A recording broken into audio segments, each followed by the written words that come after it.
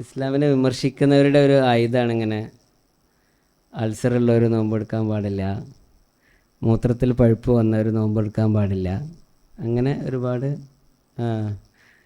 നോമ്പ് തന്നെ ആരോഗ്യത്തിനൊരു പ്രശ്നമാണ് എന്നുള്ള രീതിയിലൊക്കെയുള്ള ഒരുപാട് പ്രചരണങ്ങളുണ്ട്. അപ്പോൾ അതൊക്കെ ഈ സ്റ്റഡീസ് നമ്മൾ പഠനങ്ങൾ എന്ന് പറയുമ്പം, സ്റ്റഡീസിൻ്റെ പഠനങ്ങൾ എന്ന് പറയുമ്പം അൾസറുള്ള അല്ലെങ്കിൽ എന്തൊരു അസുഖമാവട്ടെ നോമ്പെടുത്ത കുറച്ച് ആൾക്കാരെ ഗ്രൂപ്പ്, അപ്പോൾ ഈ 2 ഗ്രൂപ്പാണെങ്കിൽ എല്ലാവർക്കും സപ്പോസ് എല്ലാവർക്കും ഇപ്പോൾ പ്രമേഹമുണ്ട്, എല്ലാവരും നല്ല കടുത്ത പ്രമേഹ രോഗികളും ഇൻസുലിൻ എടുക്കുന്ന ആളുകളാണെന്ന് വെറുതെ അങ്ങനെ വിചാരിക്കുക. അതിൽ ഒരു ഗ്രൂപ്പ് നോമ്പെടുക്കാൻ, വേറെ ഗ്രൂപ്പ് നോമ്പെടുക്കാത്ത ഗ്രൂപ്പ്, ഇങ്ങനെയുള്ള പഠനങ്ങളുണ്ട്. റാൻഡമൈസ് കൺട്രോൾ ട്രയൽ എന്ന് പറയും, RCT. അതിൽ RCT എന്ന് പറയാൻ കാരണം റാൻഡമൈസ് കൺട്രോൾ ട്രയൽ എന്ന് പറയുമ്പോൾ കൺട്രോൾ ഉണ്ട്, കൺട്രോൾ ഗ്രൂപ്പ് ഉണ്ട്, ട്രയൽ ഗ്രൂപ്പ് ഉണ്ട്. അപ്പോൾ ഇത് ഗവേഷണം നടത്തുന്ന ആൾക്ക് അറിയില്ല ആരാണ് നോമ്പെടുത്ത ആൾ, ബയാസ് വരാതിരിക്കാൻ, ഒരു പക്ഷപാതം വരാതിരിക്കാൻ വേണ്ടിയിട്ട് ആരാണ് നോമ്പെടുത്ത ഗ്രൂപ്പ്, നോമ്പെടുക്കാത്ത ഗ്രൂപ്പ് ആരാന്നറിയില്ല. അതന്നെ ഒരു ക്രോസ് ഓവർ സ്റ്റഡി എന്ന് പറയുന്ന വേറെ സ്റ്റഡി ഉണ്ട്. ഇനി തിരിച്ചാക്കും, കുറച്ച് ആളുകൾ എന്ത് ചെയ്യുന്നു, ഒരു പീരീഡ് കഴിഞ്ഞാൽ നോമ്പ് എടുത്ത ആളുകളെ കൊണ്ട് എടുപ്പിക്കാതെയും എടുപ്പിക്കാതെ ആളുകളോട് നോമ്പ് എടുപ്പിച്ചുകൊണ്ടുള്ള രീതിയുണ്ട്. ഇങ്ങനെ ഒരുപാട് പഠനങ്ങളുണ്ട്. സൗദി അറേബ്യയിൽ നിന്നും ഇസ്ലാമിക് കൺട്രീസ് എന്നുള്ള പഠനങ്ങളാണ്, പക്ഷേ അതിൻ്റെ ആ സ്റ്റാൻഡേർഡ് കീപ്പ് ചെയ്തിട്ട് തന്നെയാണ് പഠനങ്ങളുള്ളത്. അപ്പോൾ ഇതെന്നൊക്കെ മനസ്സിലാക്കുന്നത് ഈ നല്ല പെപ്റ്റിക് അൾസറുള്ള, നമ്മൾ അൾസറുള്ള ആൾ വയറ് ഒഴിച്ചിടാൻ പാടില്ല എന്നാണല്ലോ പറയാം. അവർ ബിഫോർ ആൻഡ് ആഫ്റ്റർ എൻഡോസ്കോപ്പി ചെയ്ത് നോക്കുമ്പോൾ റമദാന് മുമ്പ് അൾസർ ഉണ്ടായിരുന്നു, റമദാനിന് ശേഷം 14 മണിക്കൂർ വെള്ളമോ ഒന്നുമില്ലാതെ നോക്കി പിന്നീട് എൻഡോസ്കോപ്പി ചെയ്തപ്പോൾ അൾസർ ഹീൽ ചെയ്ത പോലെയാണ് പഠനങ്ങൾ ഉണ്ടായിട്ടുള്ളത്. അതേപോലെ ശൈലേക്ക് എങ്ങനെ ശരിക്കും റമദാൻ അനുഷ്ഠിക്കണം എന്നുള്ളതുണ്ട് കേട്ടോ. അതിൽ ആ ഗ്രൂപ്പിൽ എന്തൊക്കെയാണ് ഫുഡാണ് കഴിച്ചത് അവരുടെ എല്ലാം സ്റ്റഡി ചെയ്യും. അവർ നോമ്പ് തുറന്നപ്പോൾ എന്തൊക്കെ കഴിച്ചിട്ടുണ്ടായിരുന്നു എന്നുള്ളതൊക്കെ. അതുപോലെ തന്നെയാണ് പ്രമേഹമുള്ള ആളുകൾ ഈ HbA1c എന്നുള്ളൊരു ചെക്കപ്പ് ഉണ്ട്.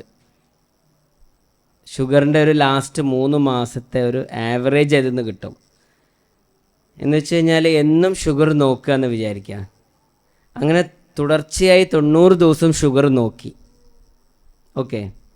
എന്നിട്ടത് ആഡ് ചെയ്തു, ഇന്നത്തെ ഷുഗർ, നാളത്തെ ഷുഗർ, 90-ാം ദിവസത്തെ ഷുഗർ ആഡ് ചെയ്തിട്ട് ഡിവൈഡഡ് ബൈ 90, 90 കൊണ്ട് ഹരിച്ചു. അതാണല്ലോ ശരാശരി. ആ ഒരു ശരാശരി എന്ത് കിട്ടും, HbA1c എന്ന് കിട്ടും. അത് പേഴ്സൻറ്റേജിലാണ് വരിക, പക്ഷേ ഓരോ പേഴ്സൻറ്റേജിനും ഓരോന്നുണ്ട്. ഇപ്പം 7.1 എന്ന് പറഞ്ഞു കഴിഞ്ഞാൽ ഒരു ഏകദേശം ഒരു 160 ആയിരിക്കും. 5.4 എന്ന് പറഞ്ഞാൽ ശരാശരി ഏകദേശം ഒരു 100 ആയിരിക്കും. ഒരു ഏകദേശം എൻ്റെ ഓർമ്മയിൽ നിന്ന് ഞാൻ പറയണം. 8.4 എന്ന് പറഞ്ഞു കഴിഞ്ഞാൽ ഒരു 300ൻ്റെ മേലെ ആയിരിക്കും. അതാ ഒരു ശരാശരി അയാളുടെ ശരീരത്തിൽ ഉള്ള ഷുഗറാണ്. അപ്പോൾ ഈ HbA1c എന്നുള്ള ചെക്കപ്പ് റമദാന് മുമ്പ് ചെയ്യിപ്പിക്കുന്നു, റമദാന് ശേഷവും ചെയ്യിപ്പിക്കുന്നു. അപ്പോൾ ശരിയായ രീതിയിൽ ഭക്ഷണക്രമങ്ങൾ എടുത്ത ആളുകൾക്ക് HbA1c മോർ ദാൻ 10%, ഞാൻ റിസർച്ച് വേണമെന്നുണ്ടെങ്കിൽ ഞാൻ ഷെയർ ചെയ്യാം, ഗ്രൂപ്പിലേക്ക് ഷെയർ ചെയ്യുന്നത്. മോർ ദാൻ 10% എന്ന് പറഞ്ഞു കഴിഞ്ഞാൽ ഇപ്പോൾ 8% ആളുകളെ 10% എന്ന് പറഞ്ഞു കഴിഞ്ഞാൽ 0.8 അപ്പോൾ നോമ്പിന് മുമ്പ് 8% ആളുകൾ നോമ്പ് കഴിയുമ്പോൾ 7.2% HbA1c കുറയുന്നു. അത് ശരാശരി എന്ന് പറയുമ്പോൾ ഒരു 50 ആവറേജ് ഷുഗറിൻ്റെങ്കിലും വ്യത്യാസങ്ങൾ ഉണ്ടാവുകയാണ്. ഇങ്ങനെ ഒരുപാട് പഠനങ്ങളുണ്ട്. പ്രമേഹത്തിന് എപ്പോഴും പറയാറുള്ളത് സ്മോൾ ഫ്രീക്വൻറ്റ് മീൽസ് എന്നാണ് നമ്മൾ അഡ്വൈസ് ചെയ്യുന്നത്. എന്നുവെച്ചാൽ ചെറിയ രീതിയിലുള്ള ഭക്ഷണം ഇടയ്ക്ക് ഒരു 5 നേരം 6 നേരമായിട്ട് കഴിക്കുക എന്നുള്ളതാണ്.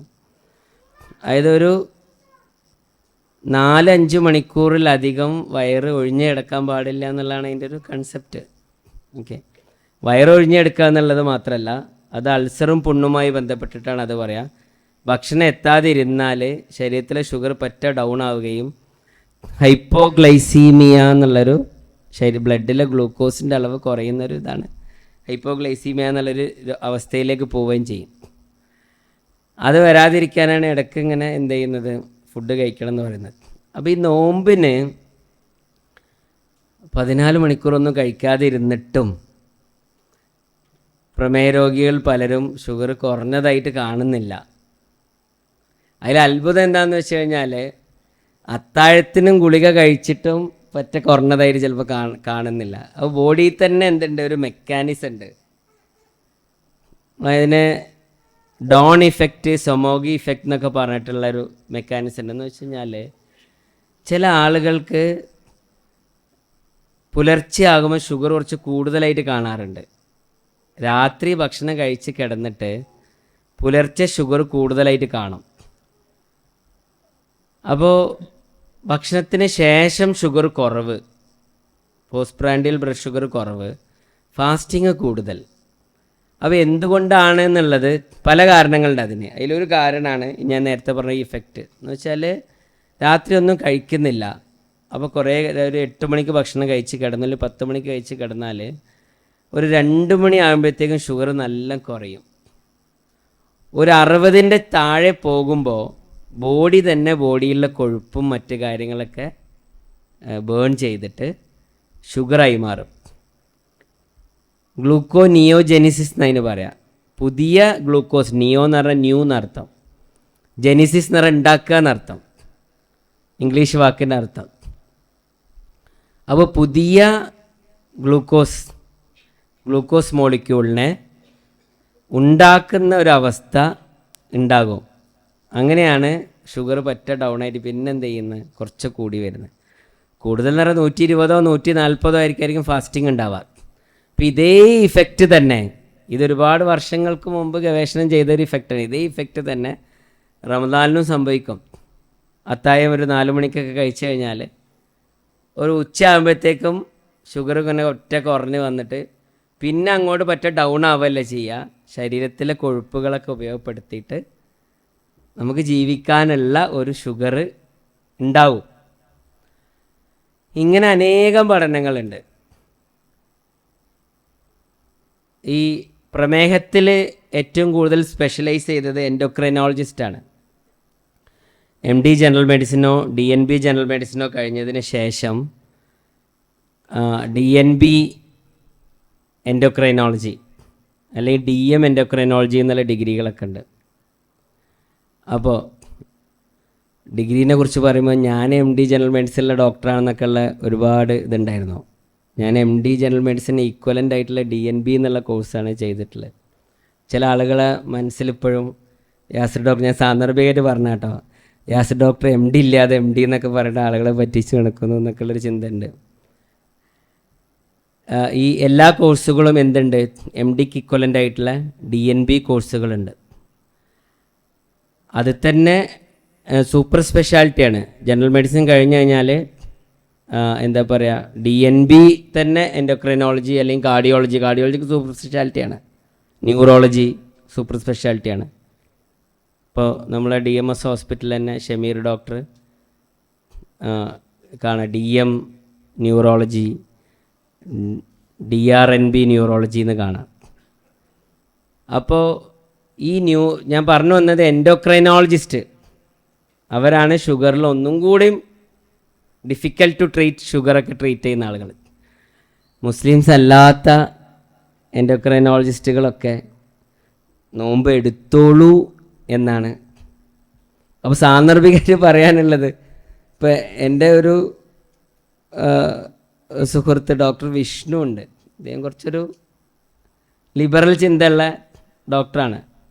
എൻഡോഡൈബ ഹോസ്പിറ്റലിലുള്ള ഡോക്ടറാണ്. പുള്ളിയുടെ ഫേസ്ബുക്ക് ഇതൊക്കെ കാണാം, സോഷ്യൽ മീഡിയയിൽ കാണാം.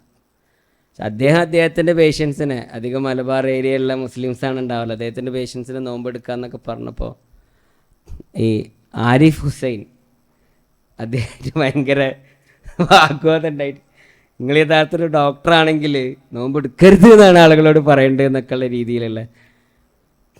അപ്പോൾ മതപരമല്ലാത്ത രീതിയിൽ ഞാൻ പറഞ്ഞു വന്നതെന്താ വെച്ച് കഴിഞ്ഞാൽ, മതപരമല്ലാത്ത രീതിയിൽ നോക്കുകയാണെങ്കിലും വെറും പ്യുവർ റിസർച്ച് ബേസിൽ മാത്രം നോക്കുകയാണെങ്കിലും ഈ ഷുഗറിലും മാത്രം കൂടുതൽ സ്പെഷ്യലൈസ് ചെയ്ത് എൻഡോക്രൈനോളജിസ്റ്റ് വരെ എന്ത് ചെയ്യുന്നുണ്ട്, ഈ നോമ്പ് പ്രമേഹത്തിന്, അൾസറിന്, നമ്മൾ ഭക്ഷണം ഇടയ്ക്കിടയ്ക്ക് കഴിക്കണം എന്ന് പറയുന്ന രോഗങ്ങളുണ്ടല്ലോ, അതിനൊക്കെ വളരെയധികം ഗുണപ്രദമാണ് എന്നാണ് പഠനങ്ങളുള്ളത്.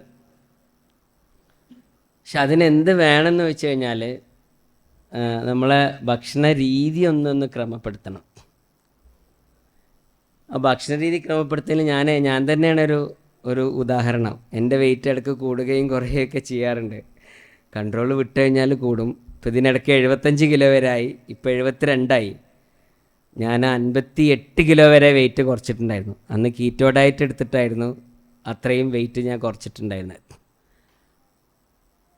ഏത് ഡയറ്റിങ്ങും സ്വീകരിക്കാം ഒരു ഡോക്ടറുടെ സൂപ്പർവിഷനിൽ അല്ലെങ്കിൽ ഒരു അറിയുന്ന ആളുടെ സൂപ്പർവിഷനിൽ.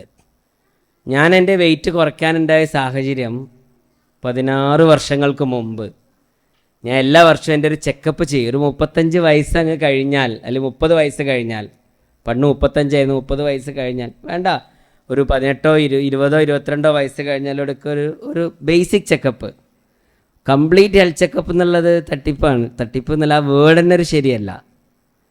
ഒരു മനുഷ്യൻ്റെ complete sugar complete blood checkup ഒന്നും ചെയ്യാൻ പറ്റില്ല.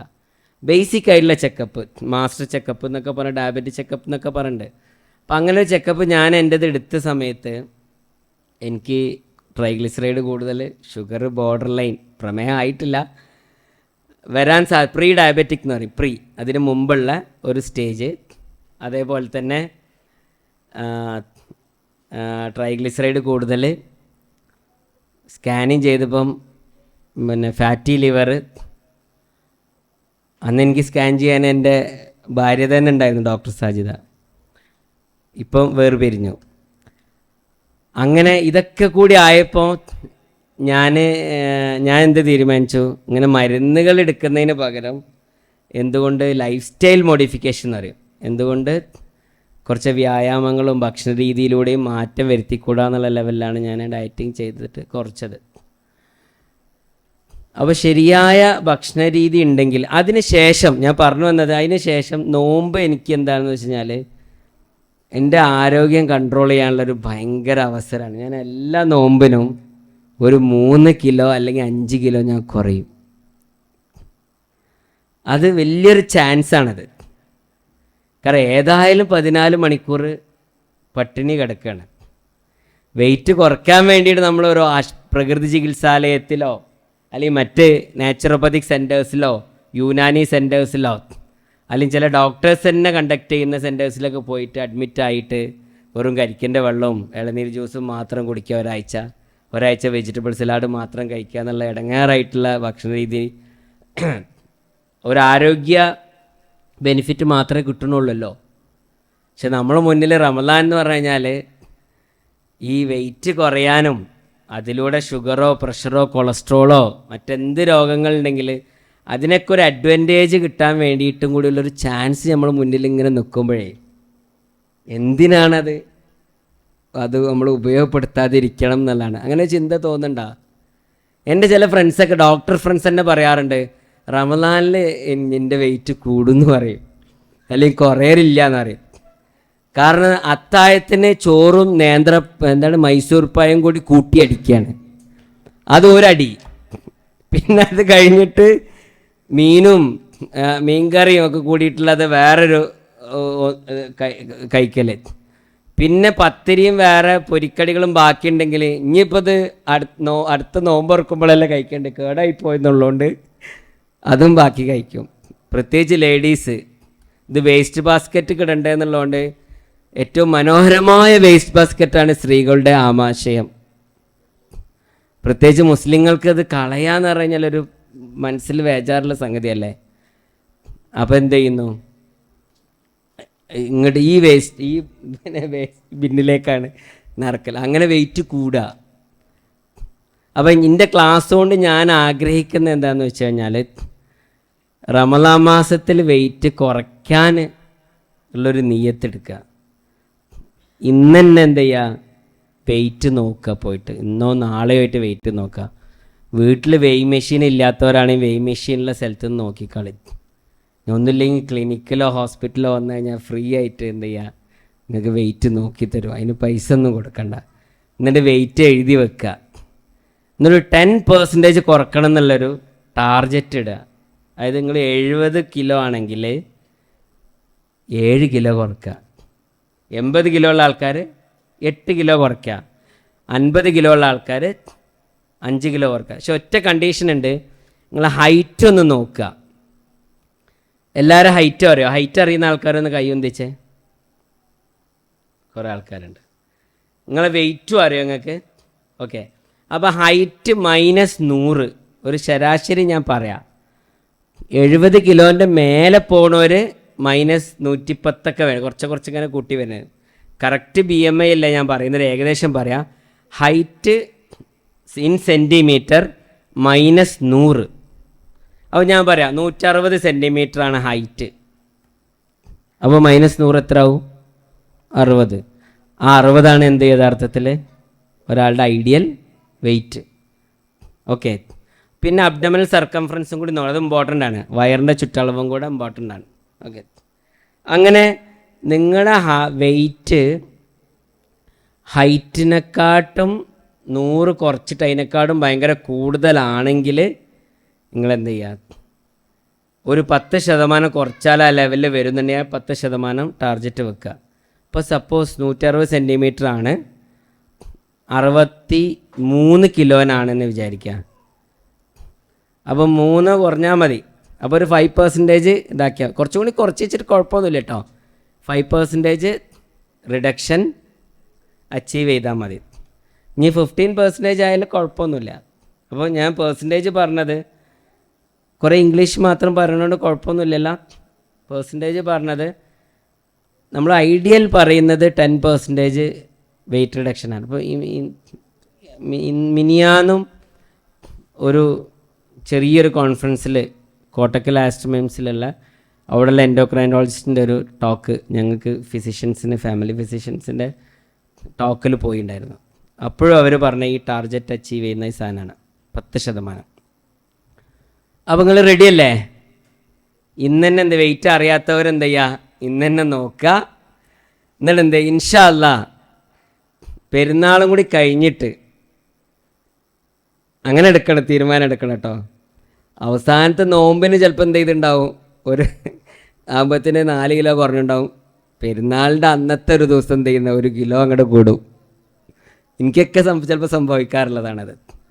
പെരുന്നാൾ കഴിഞ്ഞിട്ട് ഇൻഷാ അല്ലാ 6 നോമ്പ് എടുക്കുകയാണെങ്കിൽ അതും കൂടി കഴിഞ്ഞിട്ട് വെയിറ്റ് നോക്കുമ്പോൾ ഒരു 10% അച്ചീവ് ചെയ്യണം എന്നുള്ള ഒരു തീരുമാനം എടുത്തോളി. 14 മണിക്കൂർ വെള്ളം പോലും കഴിക്കാതെ പട്ടിണി കിടന്നിട്ട് പടച്ചോൻ പറയാണ് കുലു അഷ്റബു വലാ തുസ്രിഫു, നമ്മളോട് പറയാണ് ഹലാലൻ തയ്യിബൻ, ഹലാലായിട്ടുള്ള തയ്യിബത്തായിട്ടുള്ളതാണ് കഴിക്കേണ്ടത് എന്ന് പറയാണ്. ഹലാൽ എന്താ നമുക്കറിയാലോ അല്ലേ? ഹലാൽ എന്താ? ബിസ്മില്ല അർത്ഥത് മാത്രമാണോ ഹലാൽ? അല്ലല്ലോ. അപ്പോൾ ഹലാലിൻ്റെ വിഷയത്തിൽ എൻ്റെ കുട്ടിയൊക്കെ ഞാൻ ഹറാമിൻ്റെ ഒരു ഭക്ഷണം കൊടുക്കൂല, ഹലാലേ കൊടുക്കുള്ളൂ എന്നൊക്കെ പറയും. ഏതേ റെസ്റ്റോറൻറ്റ് പോയി കഴിഞ്ഞാൽ അവിടെ ഹലാൽ സർട്ടിഫിക്കറ്റ് ഉണ്ടോ നോക്കും, ഭയങ്കര ശ്രദ്ധയാണ് നമ്മളൊക്കെ. പക്ഷേ ഈ തയ്യിബത്ത് എന്ന് പറയുക പരിശുദ്ധമായത് സംശുദ്ധമായത് എന്നർത്ഥം. ഞാനതിന് പറയല് ഹെൽത്തി എന്നാണ് പറയുക.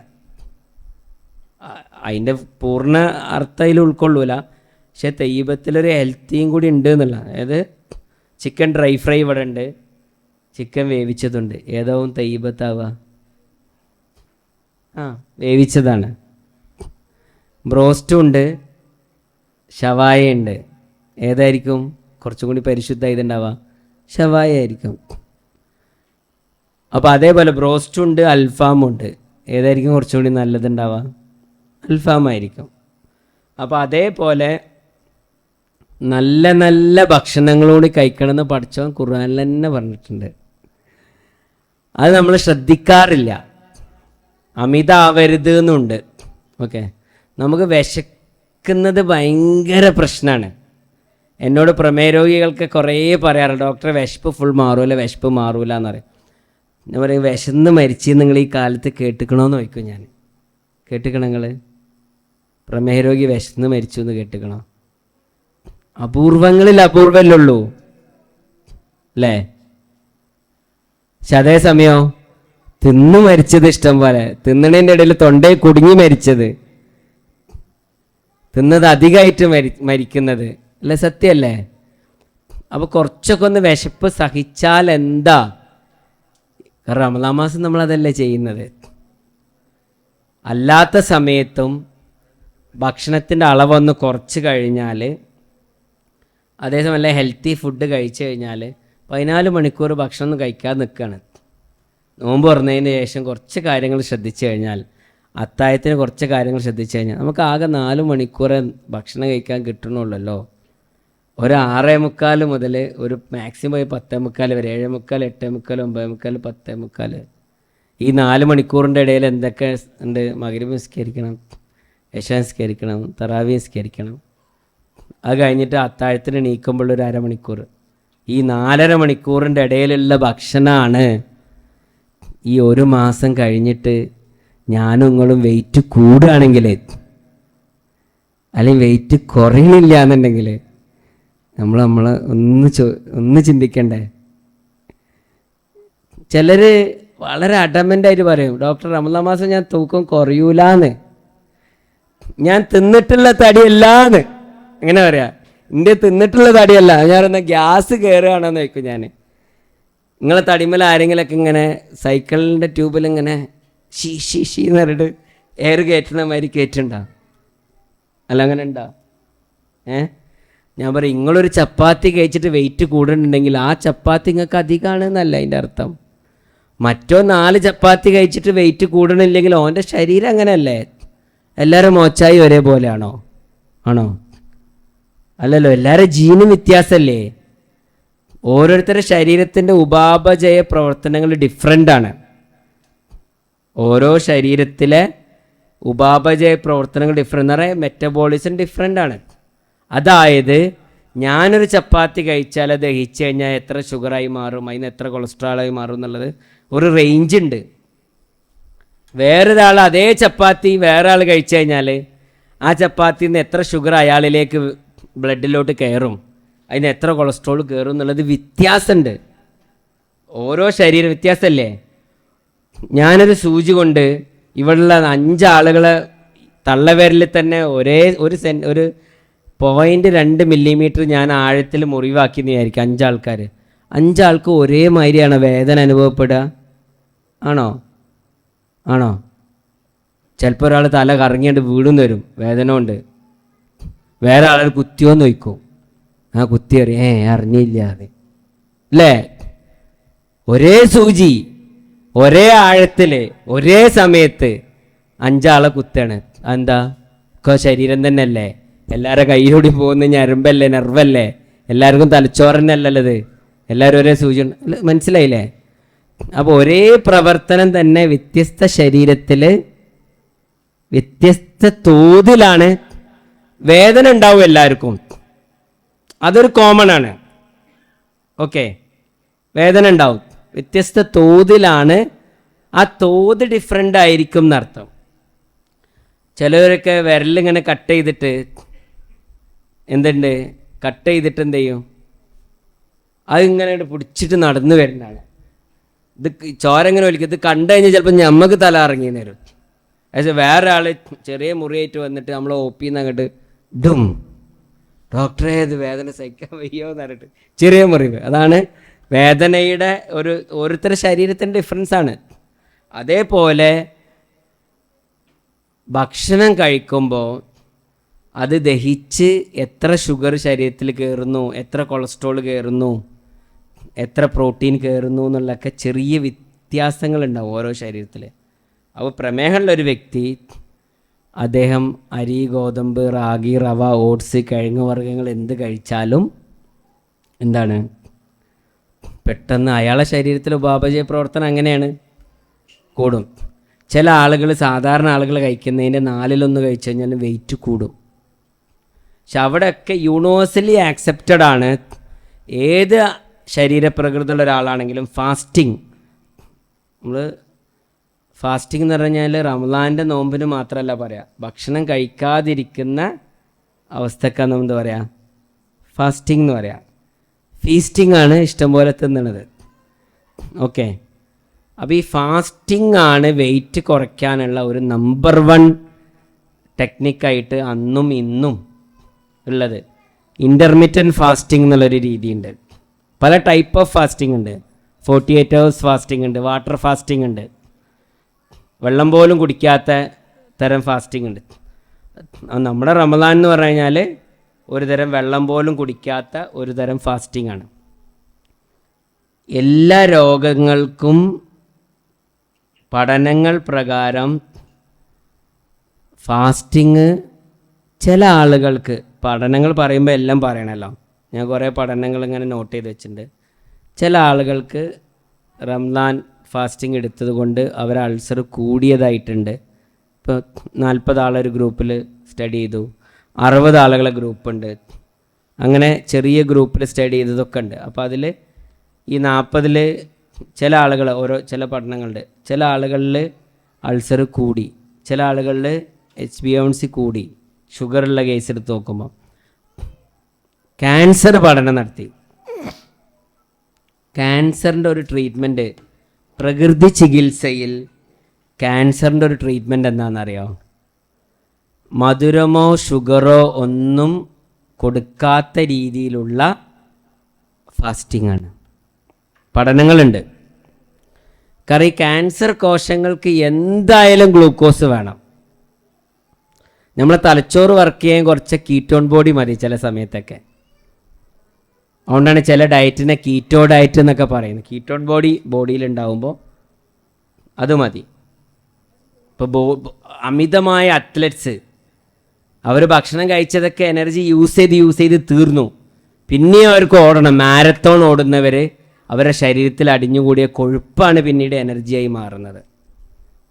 ഞാൻ നേരത്തെ പറഞ്ഞ പോലെ സൊമോഗി ഇഫക്റ്റ് അല്ലെങ്കിൽ ഡോൺ ഇഫക്റ്റിലൊക്കെ പിന്നെ ഗ്ലൂക്കോസ് അങ്ങ് കുറയുമ്പം പിന്നെ കൊഴുപ്പാണ് ഗ്ലൂക്കോനിയോജെനിസിസ് ആയിട്ട് വരുന്നത്. ക്യാൻസറിൽ ചില ആളുകൾക്ക്, മിക്കവാറും ആളുകൾക്ക് ക്യാൻസറിൽ ഗ്ലൂക്കോസ് കുറയുക ചെയ്യുക. ഫാസ്റ്റിങ്ങിൽ എന്തായാലും ഗ്ലൂക്കോസ് കുറയും. ഈ പിന്നെ വൈകുന്നേരം ആകുമ്പോഴത്തേക്കും കൊഴുപ്പെന്നാണ് ഗ്ലൂക്കോസ് ഉണ്ടാവുന്നത്. അപ്പോൾ ഈ ക്യാൻസർ കോശങ്ങൾ ജീവിക്കാൻ ഗ്ലൂക്കോസ് വളരെ ആവശ്യമാണെന്നുള്ളതാണ്. ഗ്ലൂക്കോസ് ശരീരത്തിൽ ഒരുപാട് നിൽക്കുമ്പോൾ ക്യാൻസർ കോശങ്ങൾ കൂടുതൽ എനർജി കിട്ടും. അതുകൊണ്ടാണ്, നിങ്ങൾക്ക് അറിയുമോയെന്നറിയില്ല, പ്രമേഹമുള്ള ആളുകളിൽ ചില ക്യാൻസർ ഉണ്ടാവാൻ സാധ്യത കൂടുതലാണ്. അമിത വണ്ണുള്ള ആളുകളിൽ ചില ക്യാൻസർ ഉണ്ടാവാൻ സാധ്യത കൂടുതലാണ്. ബ്രസ്റ്റിൻ്റെ ക്യാൻസറുകൾ, ഗർഭപാത്രത്തിൻ്റെ എൻഡോമെട്രിയൽ ക്യാൻസറുകളൊക്കെ അമിത വണ്ണുള്ള ആളുകളിൽ, പ്രമേഹമുള്ള ആളുകൾ ചാൻസ് കൂടുതലാണ്. ഞാൻ പറഞ്ഞു വന്നത്, ഈ ഇങ്ങനെയുള്ള ക്യാൻസറിനൊക്കെ ഒരു പരിധി വരെ പ്രിവെൻറ്റ് ചെയ്യാൻ എന്താണ് ഈ ഫാസ്റ്റിങ്, നോമ്പ് പ്രയോജനപ്പെടുന്നുള്ളത് റിസർച്ചുകളുണ്ട്. അപ്പോൾ ഈ പഠനങ്ങളിൽ ചിലർക്ക് അൾസർ കൂടിയതായിട്ട് കാണുന്നുണ്ട്, ചിലർക്ക് ഷുഗർ കൂടിയതായിട്ട് കാണുന്നുണ്ട്, ചില ആളുകൾക്ക് രോഗങ്ങൾ കൂടിയതായിട്ട് കാണുന്നുണ്ട്. അപ്പം നമ്മൾ അവിടെ പറയുന്നത്, നിങ്ങൾ മരുന്ന് കുടിച്ചുകൊണ്ടിരിക്കുന്ന ആളുകളാണ്, അതിശക്തമായ രോഗമുള്ള ആളുകളായി ഡോക്ടറുമായി കൺസൾട്ട് ചെയ്ത് എന്ത് ചെയ്യുക, ഡോക്ടറോട് ഡിസ്കസ് ചെയ്തിട്ട് നോമ്പെടുക്കാൻ പറ്റുമോ ഇല്ലയെന്ന് ഡിസ്കസ് ചെയ്യാം. അപ്പോൾ ഞാൻ നിർത്തുകയാണ്. ഏത് പഠനങ്ങൾ എടുത്ത് നോക്കുകയാണെങ്കിലും, അത് മുസ്ലിങ്ങൾ കണ്ടക്ട് ചെയ്ത പഠനങ്ങൾ മാത്രമല്ല, അതല്ലാത്ത പഠനങ്ങൾ എടുത്ത് നോക്കുകയാണെങ്കിലൊക്കെ മിക്കവാറും പോസിറ്റീവ് റിസൾട്ടുകളാണ്. രോഗത്തിൻ്റെ അവസ്ഥയിൽ ഫാസ്റ്റിംഗ് എടുത്താൽ, അതിശക്തമായിട്ടുള്ള രോഗാവസ്ഥയല്ല, മറ്റ് രോഗങ്ങൾക്കൊക്കെ. പിന്നെ അഥവാ രോഗിയാണെങ്കിൽ നോൽക്കേണ്ട ആവശ്യമില്ലല്ലോ, അതിന് മതപരമായ വിധികളുണ്ടല്ലോ. ഇനി ആ ഒരു രോഗാവസ്ഥയിലൊരു ഗുണം കിട്ടണം എന്നുണ്ടെങ്കിൽ നമ്മൾ അനുവർത്തിക്കേണ്ട ഒരു കാര്യം, നോമ്പ് പ്രത്യേകിച്ച് അത്താഴത്തിന്, നോമ്പ് ഓർക്കുമ്പോൾ എന്തൊക്കെ കഴിക്കാം എന്നുള്ളതാണ് എല്ലാവരുടെയും ക്വസ്റ്റ്യൻ. ഞാൻ അത്താഴം മാത്രം പറയാം. നിങ്ങൾ എയിം ചെയ്യേണ്ടത് ഇന്ന് തന്നെ വെയിറ്റ് നോക്കുക, ഒരു 10% റമദാൻ കഴിയുമ്പോൾ വെയിറ്റ് കുറക്കണം എന്നുള്ളൊരു നിയ്യത്തെടുക്കുക. അതിലേക്ക് എന്താ ചെയ്യേണ്ടത്? അത്താഴത്തിന് സാധാരണ എന്തൊക്കെയാണ് കഴിക്കല്? നിങ്ങളെന്താ കഴിക്കല്? ചോറുന്നു,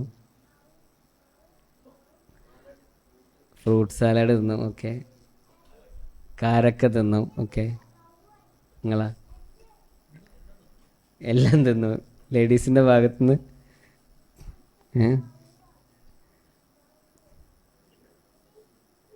എന്താ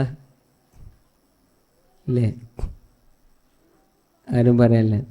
സലമാക്കാൻ്റെ വൈഫ് പറഞ്ഞോളേ. എന്താ തന്നല്ലേ, നിങ്ങളെന്താ തന്നല്ലേ? പത്തിരിയും ചോറും എല്ലാം തിന്നു, എപ്പള്ളൊക്കെ തിന്നു. ശരിക്ക് അത്താഴം അത്തിപ്പഴത്തോളൊന്നും അങ്ങനെ ഉണ്ടോ? ശരിക്കും സുന്നത്ത് എന്താ? അത്താഴത്തിൻ്റെ സുന്നത്ത് എന്താ? അത്താഴം കഴിക്കണം എന്നുള്ള സുന്നത്താണ്. പിന്നെ അത്താഴം നല്ലോണം കഴിക്കണതാണോ സുന്നത്ത്, ലഘുവാക്കണതാണോ സുന്നത്ത്? എന്താണ് മതവിധി? ലഘുവാക്കണതല്ലേ സുന്നത്ത് അല്ലേ? കൂലിയിട്ടാണല്ലേ നോമ്പ് എടുക്കണത്, ഇടങ്ങേറായി ണീക്കണത്. അതൊന്നുമല്ല, ഇത് നീളം കിട്ടണം അല്ലേ? ചിരിക്കുന്നുണ്ട്. നോമ്പ് നീളം കിട്ടണം.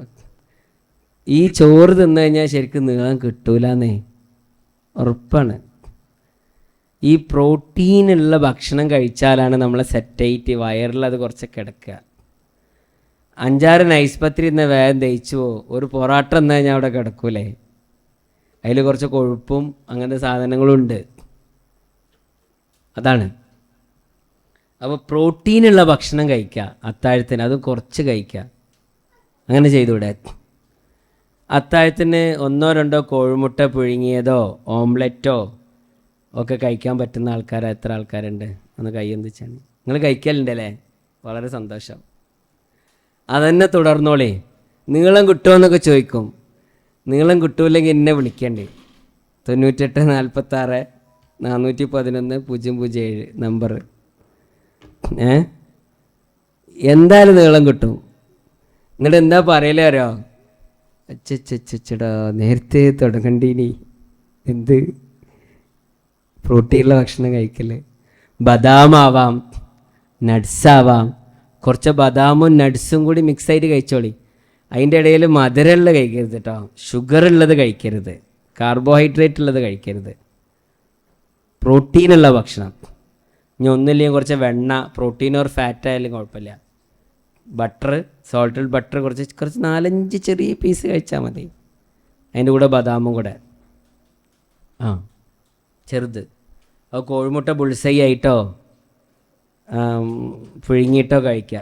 അത്താഴത്തിന് അത് മതി. കട്ടൻ ചായ കട്ടൻ കാപ്പിയോ കുടിക്കുക, വെള്ളം കുടിക്കുക. കുറഞ്ഞൊരു ആദ്യത്തെ 10 കഴിഞ്ഞാൽ ഞങ്ങൾ ഒന്ന് തന്നെ തിന്നുള്ളൂ. ഇതെന്തിനാ എനിക്ക് 2 എന്ന് ചിന്തിക്കും. വേണമെന്നതിന് നട്ട്സ് കഴിക്കാം, കുറച്ച് നട്ട്സ് കഴിക്കാം, ബദാമും കഴിക്കാം. ബദാം തലേന്ന് വെള്ളത്തിലിട്ട് വെച്ചോളി. ഓക്കെ, ഇങ്ങനൊന്ന് നോക്കേണ്ടി. അത്താഴത്തിന് ഇങ്ങനൊരു മാറ്റം വരുത്തുക. 1. 2, നോമ്പ് തുറക്കണ സമയത്ത് വെള്ളം, കുറച്ച് തണുത്ത വെള്ളമോ സാധാ വെള്ളമോ കാരക്ക ഈത്തപ്പഴം വെച്ചിട്ട് നോമ്പ് തുറക്കുക. ഓക്കെ, എന്നിട്ട് കുറച്ച് ഫ്രൂട്ട്സ് കട്ട് ചെയ്തിട്ട് കഴിച്ചോളി.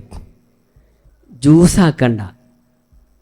ഇനി ജ്യൂസ് എന്തെങ്കിലും വേണമെന്നുണ്ടെങ്കിൽ ചെറുനാരങ്ങ നീര് ഉറ്റിച്ചിട്ട് കുറച്ച് ഉപ്പിട്ടിട്ട് കഴിച്ചു നോക്കി. ശരീരത്തിന് ക്ഷീണം ദാഹമല്ലേ. അത് ചിലർ പറയും വെറും വയറ്റിൽ അങ്ങോട്ട് നാരങ്ങ ചെല്ലാൻ പാടില്ല, അൾസർ അസിഡിറ്റി ഇങ്ങോട്ടാവും അങ്ങോട്ടാവും. അതൊക്കെ വെറുതെ പറയണേ. ഇനി അത്ര അസിഡിറ്റിൻ്റെ പ്രശ്നം ഉണ്ടെങ്കിൽ നിങ്ങൾ ആദ്യം തന്നെ ചെറുനാരങ്ങ വെള്ളം കുടിക്കണ്ട. ആദ്യം ഒരു ഗ്ലാസ് വെള്ളം കുടിക്കുക, പിന്നെ ഈത്തപ്പഴം കഴിക്കുക. പിന്നെ എന്ത് ചെയ്തോളൂ, 1-2 ഗ്ലാസ് എന്ത് ചെയ്തോളൂ, കുറച്ച് ഉപ്പിട്ടിട്ട് കുറച്ച് ചെറുനാരങ്ങ പിഴിഞ്ഞാൽ മതി. ഒരു ഗ്ലാസ്സിക്ക് 1/4 ചെറുനാരങ്ങയും വേണ്ട. ഒരു ചെറുനാരങ്ങ 2 പീസാക്കിയതിൻ്റെ അത് ഒരു 3-4 ഗ്ലാസ്സൊക്കെ ഇതാക്കുക. ആ ഒരു ചെറിയൊരു പുളി ഉപ്പിടുക, 1-2 ഗ്ലാസ്. എന്നാൽ പിന്നെ ഈ ജ്യൂസ് കുടിക്കണ പരിപാടി എന്ത് ചെയ്യും, അതുകൊണ്ട് ഒഴിവായി കിട്ടും. അപ്പോൾ ദാഹം മാറി. എന്നിട്ട് എന്ത് ചെയ്യുക, കട്ട് ഫ്രൂട്ട്സ് കഴിക്കുക. എല്ലാ കട്ട് ഫ്രൂട്ട്സും കഴിച്ചോളി. ഓക്കെ, പിന്നെ പൊരിക്കടികൾ നമ്മളൊരു സംഗതിയാണല്ലോ. 1-2 പൊരിക്കടി വേണമെന്നുണ്ടെങ്കിൽ കഴിക്കുക. ഇനി ആവിയിലുണ്ടാക്കിയ കഴിക്കാമല്ലോ, ഇലയുടെ കഴിക്കുക, അങ്ങനത്തെ പല സാധനങ്ങളും ഉണ്ടല്ലോ. ഇപ്പോൾ പല ഇന്നോവേഷൻസ് ആണല്ലോ. മൊമ്മൂസ് ഉണ്ട്, ഫ്രൈഡ് മൊമ്മൂസും ഉണ്ട്, സ്റ്റീംഡ് മൊമ്മൂസും ഉണ്ട്. സ്റ്റീംഡ് കഴിച്ചാൽ മതി. വീടുകളിലൊക്കെ ചിലപ്പോൾ ചിലരുണ്ടാക്കാറുണ്ടെന്ന്. അങ്ങനത്തെ വിഭവങ്ങൾ കഴിക്കാം, നല്ല ടേസ്റ്റാണ്. അതിൻ്റെ കൂടെയുള്ള കുറച്ച് ഡിപ്പിങ്സ് ഒക്കെ ഉണ്ട് എന്ന് വെച്ച് കഴിഞ്ഞാൽ നല്ല ടേസ്റ്റ്. ഇല്ലെങ്കിൽ എന്ത് ചെയ്യുക, ഓംലെറ്റ് ഉണ്ടാക്കാമല്ലോ. എന്തോ നോമ്പ് തുറക്കുമ്പോൾ ഓംലെറ്റ് കഴിച്ചൂടെ? അല്ലെങ്കിൽ മുട്ട കൊണ്ടുള്ള ഫില്ലിംഗ് ആയിട്ടുള്ള സാധനം ഉണ്ടാക്കാമല്ലോ, പൊരിക്കാതെ തന്നെ ആവിയിൽ കേക്ക് ഇതാക്കുന്നതായിട്ടുള്ള സംഗതികളൊക്കെ കഴിക്കാം.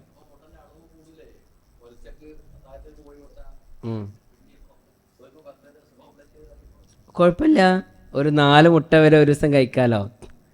ഒരാൾ എത്ര പ്രോട്ടീൻ കഴിക്കണം എന്നറിയാം? ഒരാളെ വെയിറ്റ് എത്രയാണോ ഇൻറ്റു 1.5 ഗ്രാം. അപ്പോൾ 80 ഗ്രാമുള്ള, ഞാനത് വെറുതെ പറയണല്ലോ, 80 ഗ്രാമുള്ള ആളൊന്ന് കൂട്ടി നോക്കി.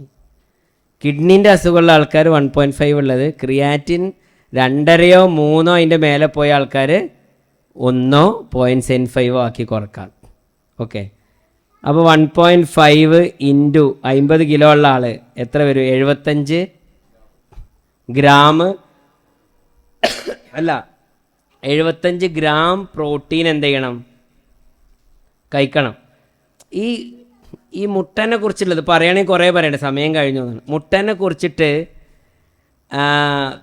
പണ്ടത്തെ അരി ഗോതമ്പ് എന്ന് പറഞ്ഞാൽ നല്ല തവിടുള്ള അരി ഗോതമ്പായിരുന്നു. ഓക്കെ, ഇപ്പോഴത്തെ അരി ഗോതമ്പ് എന്ന് പറഞ്ഞു കഴിഞ്ഞാൽ തീരെ തവിടില്ലാത്ത അരി ഗോതമ്പാണ്. അതുകൊണ്ട് എന്താ വെച്ച് കഴിഞ്ഞാൽ ഇപ്പോഴത്തെ ഇത് ചോറ് കഴിച്ചു കഴിഞ്ഞാൽ യഥാർത്ഥത്തിൽ കൂടുതൽ ട്രൈഗ്ലിസറൈഡും വേറെ ടൈപ്പ് കൊളസ്ട്രോളാണ് ഉണ്ടാവുക. ചില ആളുകളൊക്കെ എന്നോട് പറഞ്ഞിട്ടുണ്ട്, ഞാൻ കുറച്ചു കാലം ചിക്കനൊക്കെ കഴിച്ച് റൈസ് കുറച്ചിട്ട് എൻ്റെ കൊളസ്ട്രോൾ നോക്കുമ്പോൾ ട്രൈഗ്ലിസറൈഡ് എന്നുള്ള കൊളസ്ട്രോൾ കുറയുന്നതായിട്ടാണ് ഞാൻ കാണാറുള്ളത്. ഷുഗർ എന്തായാലും കുറയും, കാരണം റൈസ് കുറക്കണതുകൊണ്ട്. എനിക്ക് അത്ഭുതപ്പെട്ടു, കുറച്ച് ചിക്കനൊക്കെ അധികം കഴിച്ചിട്ട്, പൊരിച്ച ഐറ്റംസ് അല്ല കേട്ടോ, സലാഡ്സൊക്കെ കഴിച്ചിട്ട് ചോറ് കുറച്ചപ്പോൾ ട്രൈഗ്ലിസറൈഡ് കുറഞ്ഞു, കൊളസ്ട്രോളിൻ്റെ ട്രൈഗ്ലിസറൈഡ് കുറഞ്ഞു മുട്ടയൊക്കെ കഴിച്ചിട്ട്. ഒരു മുട്ടയിൽ 15 ഗ്രാം മുതൽ 20 ഗ്രാം വരെ പ്രോട്ടീൻ ഉണ്ടാവും, മുട്ടൻ്റെ സൈസിനനുസരിച്ച്. ഞാൻ പറഞ്ഞല്ലോ 75 ഗ്രാം പ്രോട്ടീനെങ്കിലും വേണ്ടേ?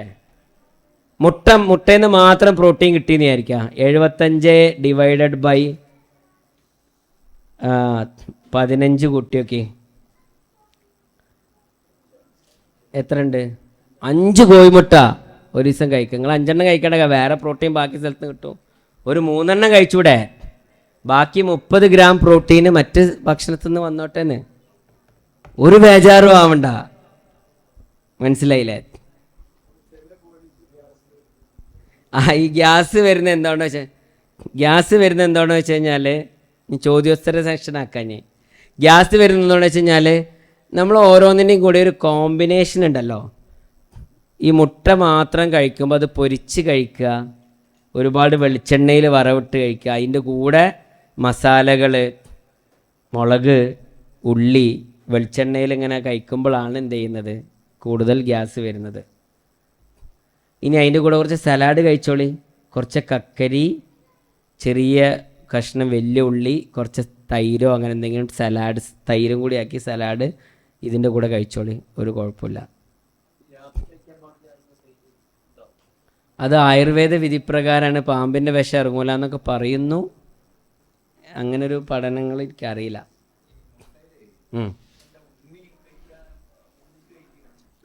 മുട്ടൻ്റെ ഉണ്ണിയിൽ കുറച്ചൊരു കൊളസ്ട്രോൾ ഉണ്ട്. അപ്പോൾ പ്രത്യേകിച്ച് എഗ്ഗിലുള്ള cholesterol is no more a dietary concern എന്നുള്ളതാണ് പുതിയ പഠനങ്ങൾ. മനസ്സിലായില്ലേ? തരിക്കഞ്ഞി അല്ലേ, അത് ക്രിയാറ്റിൻ്റെ അളവാണ് പ്രധാനം. അത് നിങ്ങളൊരു നെഫ്രോളജിസ്റ്റിനെ കാണിക്കുകയാണെങ്കിൽ അവരുമായിട്ട്, അല്ലെങ്കിൽ ഫിസിഷ്യനെ കാണിക്കുകയാണെങ്കിൽ ഫിസിഷ്യനുമായിട്ട് റെഫർ ചെയ്യുക. ഒരു ക്രിയാറ്റിൻ 2 വരെയൊക്കെ ഫിസിഷ്യൻ തന്നെ ഹാൻഡിൽ ചെയ്യാൻ പറ്റും. കാരണം ഫിസിഷ്യൻ എന്ന് പറയുമ്പം നെഫ്രോളജി, കാർഡിയോളജി, ഞാൻ പറഞ്ഞല്ലോ, ഞാൻ MDക്ക് ഇക്വലൻ്റ് DNB കാലിക്കറ്റ് മെഡിക്കൽ കോളേജിൽ നിന്ന് ചെയ്തിട്ടുണ്ടായിരുന്നു. പിന്നെ ഇപ്പം ഫാമിലി മെഡിസിൻ എന്നുള്ള കോഴ്സും ചെയ്തിട്ടുണ്ട്. അപ്പോൾ ഇതിലൊക്കെ എന്തുണ്ട്, വെറും ഒരു ഫിസിഷ്യൻ എന്ന് പറഞ്ഞു കഴിഞ്ഞാൽ വെറും പ്രഷറും ഷുഗറും കൊളസ്ട്രോളും മാത്രം നോക്കണ, ഹാർട്ടിൻ്റെ ഒന്നും അറിയാത്ത, ഞരമ്പിൻ്റെതൊന്നും അറിയാത്ത ഡോക്ടറല്ല. ഈ കാർഡിയോളജി, ന്യൂറോളജി, നെഫ്രോളജി ഈ വിഭാഗത്തിലൊക്കെ കുറച്ച് ട്രെയിനിങ് ഉണ്ടാവും. അപ്പോൾ ക്രിയാറ്റിൻ 2ൻ്റെ താഴെ വരെയാണ് ഫിസിഷ്യൻ. അപ്പോൾ ഐദർ ഫിസിഷ്യൻ ഓർ നെഫ്രോളജിസ്റ്റിനെ കൺസൾട്ട് ചെയ്തിട്ട് ചെയ്യുക. ക്രിയാറ്റിൻ 3-3ൻ്റെ മേലൊക്കെ ആണെന്നുണ്ടെങ്കിൽ അത് ഇൻഡിവിജ്വൽ ഡിഫറൻസ് ആണ്. തരിക്കഞ്ഞിയിൽ എന്താ വെച്ചാൽ ഷുഗർ ഉണ്ട് എന്നുള്ളത് കൊണ്ട് അതൊരു പ്രമേഹമാണ് കിഡ്നീൻ്റെ പ്രശ്നം ഉണ്ടാക്കാനുള്ള ഒരു മെയിൻ കാരണം. പ്രഷർ, കൊളസ്ട്രോൾ ഇതൊക്കെയാണ്. ഇപ്പോഴും ആളുകളുടെ ഇടയിൽ ധാരണ ഉണ്ട് കുറേ ഇംഗ്ലീഷ് മരുന്ന് കുടിച്ചു കഴിഞ്ഞാൽ കിഡ്നി കേടാവുമെന്ന്. പ്രത്യേകിച്ച് പ്രമേഹത്തിൻ്റെയും പ്രഷറിൻ്റെയും ഗുളിക കഴിച്ച് കഴിഞ്ഞാൽ കിഡ്നി കേടാവുമെന്നൊക്കെ ഉള്ളൊരു ധാരണ ഉണ്ട്. അങ്ങനെ ഒരു സാധു ഷുഗർ ഉണ്ട്, പ്രഷർ അത്ര ഇല്ല, നെഫ്രോളജിൻ്റെ അടുത്ത് പോയപ്പം ഷുഗറിൻ്റെ ഗുളികൻ്റെ കൂടെ അഡീഷണലായിട്ട് നോഡോസിസ് സോഡാ ബൈകാർബ് എന്നുള്ള സോഡാമിൻ്റെ എന്നുള്ള ഗുളികയുണ്ട്, അതും പിന്നെ അതേപോലെ പ്രഷറിൻ്റെ ഒരു ടെൽമിസാർട്ടാൻ എന്നുള്ള ഗുളികയും കൂടി എഴുതി. ഡോക്ടർ വിശദമായിട്ട് പറഞ്ഞില്ല അത് പ്രഷറിൻ്റെതാണെങ്കിലും കിഡ്നിക്ക് പ്രൊട്ടക്ഷൻ ഉള്ള മരുന്നാണ് എന്ന്. ഏത് കിഡ്നിനെ പ്രൊട്ടക്റ്റ് ചെയ്യണ പ്രഷറിൻ്റെ ഗുളിക നിങ്ങൾക്ക് അറിയാം? അത് പുതിയ വിവരമെന്നുള്ള എത്ര ആൾക്കാരാണെന്ന് കൈവന്തിച്ചേ? പ്രഷറിൻ്റെ ഗുളികകൾ കിഡ്നിനെ പ്രൊട്ടക്റ്റ് ചെയ്യുന്ന മരുന്നുണ്ട്. അപ്പോൾ അതെഴുതി ബി പി നോർമലാണ്, മെഡിക്കൽ ഷോപ്പിൽ പോയി ഇതിൽ കിഡ്നിക്കുള്ള മരുന്ന് എന്തായാലും ഫുള്ള് എടുത്തോളി, ബാക്കിയൊക്കെ കുറച്ച് മതി എന്ന് പറഞ്ഞു. അവൻ എന്ത് ചെയ്തു, സോഡാമിൻറ്റും നെഫ്രോസേവ് എന്നുള്ളൊരു ടോറിനൊക്കെ ഉള്ളൊരു വിറ്റാമിൻ്റെ മരുന്നുണ്ട്, അത് കറക്റ്റായിട്ട് അങ്ങോട്ട് കൊടുത്ത്. പ്രഷറിൻ്റെ ഗുളികകൾ ഇതിപ്പോൾ എന്തിനാ, ഇത് പ്രഷറാണ്, എനിക്കതിന് പ്രഷറില്ലല്ലോ, ഡോക്ടർക്ക് തെറ്റിപ്പോയോ? വലിയ കച്ചറടന്നീന് DMS ഹോസ്പിറ്റലിൽ. ഗൈനക്കോളജിസ്റ്റ് എന്ത് ചെയ്തെന്നറിയോ, PCOD ഉള്ള ആൾക്ക് മെറ്റ്ഫോമിൻ എന്നുള്ള ഗുളിക എഴുതി കൊടുത്തു. മെറ്റ്ഫോമിൻ എല്ലാവർക്കും ഒരേ ഷുഗറിൻ്റെ ഗുളികയാണ്, പക്ഷെ അത് വെയിറ്റ് കുറയ്ക്കാനും PCODക്കും കൊടുക്കും, ഷുഗർ നോർമലുള്ള ആൾക്കാരും കൊടുക്കും. ഡോക്ടർ അത് പറയാൻ മറന്നുപോയി.